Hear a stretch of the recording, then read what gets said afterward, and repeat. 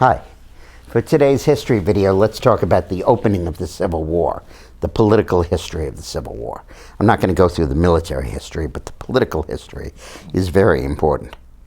After Lincoln was elected, the deep southern states, led by South Carolina, and including Georgia, Florida, Alabama, Mississippi, and Louisiana, basically decided to leave the Union, and one after another they did. They felt that it was impossible to live with Lincoln. Lincoln kept hoping that the mystic chords of memory, as he put it in his first inaugural address, would resurface and a Unionist spirit would overtake the South. But it never really happened. The problem Lincoln faced was basically, on the one hand, to keep Virginia and Tennessee in the Union, and then on the other hand, to keep the northern slave states in the Union that had slavery but was still part of the North: Delaware, Maryland, Kentucky, and Missouri. These were crucial situations. The population of the North, minus those border slave states, was about 19 million.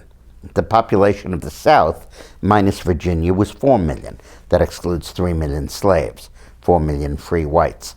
Virginia had 1 million, so that was significant. And Delaware, Maryland, Kentucky, and Missouri together had 3 million. So if those states had all gone with the South, it would be 19 million against 8 or 9 million, a much fairer fight than the fight that eventuated ultimately of 22 million against 5 million. Lincoln first had to play to try to keep Virginia in the Union. And with Virginia, the issue was, would the North try to stop South Carolina from seceding? If the North was going to do that, Virginia was probably going to come in on the side of the South. If the North was going to let South Carolina secede, Virginia probably wouldn't and would stay in the Union. But Lincoln had no choice. The South went about seizing all federal installations in the South. The Union abandoned a bunch of the forts, particularly Charleston, but decided to make a stand at Fort Sumter, that was also in the Charleston Harbor. It was the other fort in Charleston they abandoned. But in Sumter, they decided to reinforce it and to try to hang on to it. And the South fired on Fort Sumter. Ultimately, it blocked the resupply of the fort, and the fort surrendered, and the Civil War started. Virginia then sided with the South. By the way, it's worth noting that there were 3 pockets of Unionist sentiment in the South that are still there. West Virginia, which seceded from Virginia to set up its own state and stay in the Union. Eastern Tennessee, around the Knoxville area, that historically always voted Republican because of that. And northern Alabama, which tried actually to secede from Alabama to stay in the Union. But the real problem Lincoln had on his hands was Maryland, Missouri, Delaware, and Kentucky.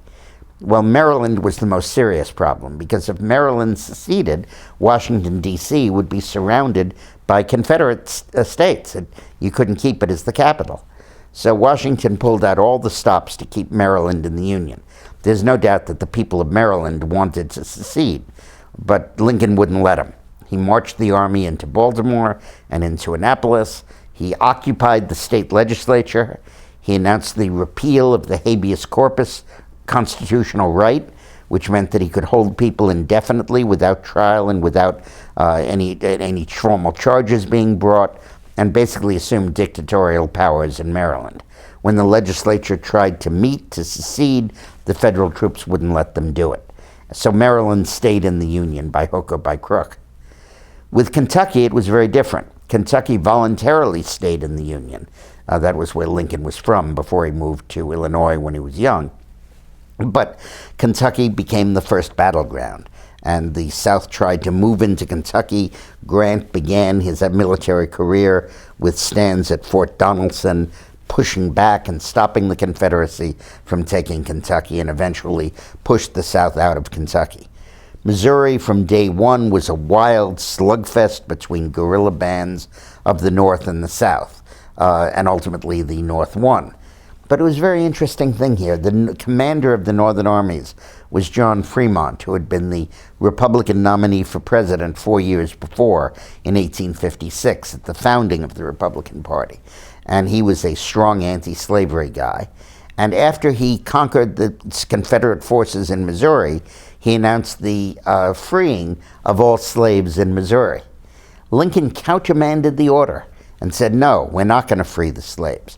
They're going to stay slaves in Missouri, because he was not willing to send a signal to Maryland, Delaware, and Kentucky that this was a slavery crusade. So Lincoln was very clear at the very beginning that this was not a fight about slavery.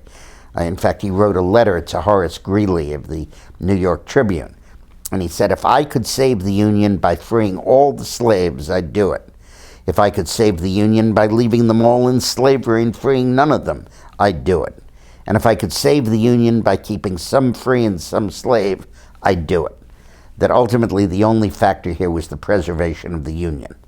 And at the start of the Civil War, when the Northern armies were consisted of volunteers, young, fresh boys, eager to go out and fight for the Union, to preserve the only democracy on the face of the earth, it was always about preserving the Union, not about slavery.